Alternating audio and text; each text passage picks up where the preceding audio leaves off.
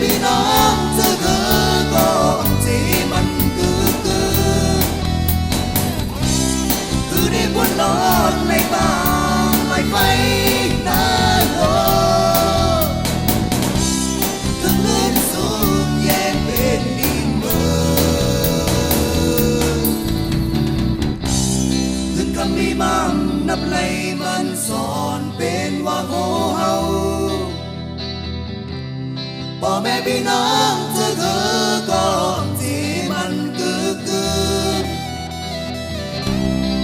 ได้บนนอนในบ้านไม่ไฟนานโลถึงเงินสูญแย่เป็นดีเมื่อถึงก็มีมั่งนับไหลมันสอนเป็นว่าโง่เฮา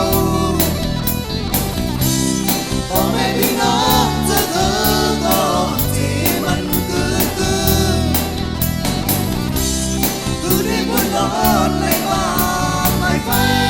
นานโลจนเลือดสูญแย่เป็นดีเมื่อ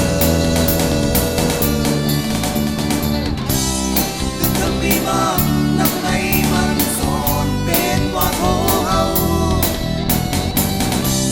พ่อแม่พี่น้อง